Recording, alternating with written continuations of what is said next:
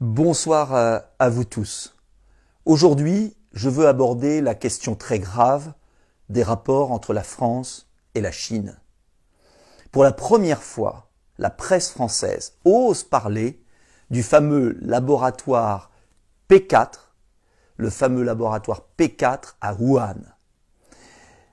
La presse française en parle parce que le secrétaire d'État, le ministre des Affaires étrangères de Donald Trump, Mike Pompeo, a demandé une enquête. Parce que le chef de la diplomatie britannique s'interroge aussi sur la naissance du virus, suite au professeur Montagnier. Même le président de la République française a évoqué le besoin d'en savoir plus.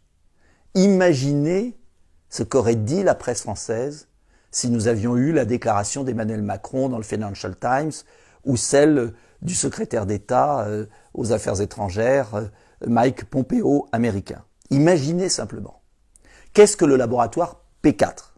Le laboratoire P4, c'est un laboratoire de haute sécurité, soi-disant biologique, qui étudie des virus pathogènes, c'est-à-dire qui ne peuvent pas être tués par un vaccin ou un traitement. Et ce laboratoire P4 de Wuhan, en Chine, c'est la France qui l'a vendu. C'est la France qui l'a livré clé en main. Cela veut dire concrètement que c'est la France sous Jacques Chirac, Jean-Pierre Raffarin, qui est à plat ventre devant la Chine, Michel Barnier, qui a transféré la technologie. À l'époque, certains s'y opposaient. Je pense notamment au secrétariat général de la Défense nationale, à certains scientifiques français, qui estimaient que la France allait livrer à la Chine, je pèse mes mots, une bombe atomique bactériologique. Oui, c'est le terme. Et malheureusement, ceux qui s'en inquiétaient avaient raison. Uniquement par soif de transfert de technologie, la Chine s'est emparée de cette technologie française et après a chassé les Français, qui n'ont même pas réagi. Que s'est-il passé concrètement ? D'abord, les Français ont constaté un manque de transparence sur les laboratoires P3. P3, c'est le niveau en dessous. P4, ça veut dire le plus dangereux possible, où on manipule des virus pathogènes dont on n'a pas les traitements, je le répète. Il n'y a pas eu de vraie relation bilatérale. Et Alain Mérieux, qui présidait le comité conjoint franco-chinois, a démissionné en 2015. 50 chercheurs français qui devaient travailler pendant 5 ans dans ce laboratoire n'y sont jamais allés. Le laboratoire a été construit uniquement par les entreprises chinoises qui se sont accaparées le marché. Et enfin, en janvier 2018, lors de l'ouverture, inaugurée d'ailleurs par le Premier ministre Cazeneuve avant, et puis l'ouverture en janvier 2018, l'ambassade américaine a décelé de graves lacunes de sécurité dans ce laboratoire P4 vendu, je vous le répète, par la France.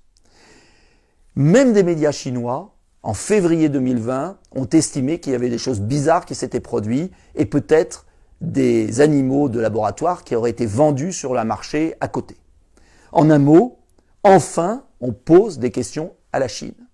Mais ce que vous devez savoir, c'est que l'OMS, Organisation mondiale de la santé, n'a toujours pas été autorisée à mettre le pied en Chine pour vérifier ce qui s'est passé. L'omerta totale des autorités chinoises est extrêmement suspecte. Alors je ne sais pas ce qui s'est passé. Personne ne le sait. Mais si les Américains, le président américain d'ailleurs, Donald Trump, parle depuis longtemps de virus chinois, c'est qu'il y a des informations. Et j'aimerais que la France se relève, que la France soit debout, que la France ne soit pas dépendante. Vous savez que Lénine disait que les capitalistes sont prêts à vendre la corde qui va les pendre. Eh bien, la France a vendu la corde avec laquelle nous sommes pendus aujourd'hui peut-être. Et en tout cas, on ne peut pas accepter cet état de dépendance permanente. Le général de Gaulle voulait une France libre, indépendante. Il ne s'agit pas d'épouser le camp américain au détriment du camp chinois. Le 21e siècle sera la grande confrontation entre deux immenses puissances, les États-Unis et la Chine. La France doit garder son indépendance absolue et des coopérations européennes intelligentes doivent avoir lieu pour affronter ces deux superpuissances.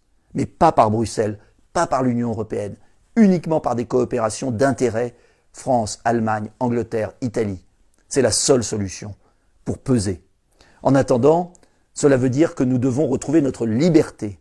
Nous devons arrêter de vendre notre âme à la Chine. Nous devons demander une enquête indépendante de l'Organisation mondiale de la santé avec des experts français, américains, anglais, allemands, pour aller voir ce qui s'est vraiment produit. C'est la condition pour vaincre cette terrible épidémie. Nous devons savoir d'où elle vient, comment elle est née.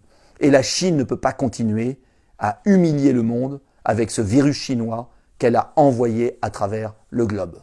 Ce n'est pas possible. Nous devons demander des explications à la Chine. C'est impératif et nous devons en savoir plus. Enfin, j'espère que la vérité apparaîtra et je vous demande de diffuser le plus largement possible cette vidéo. Bonne soirée.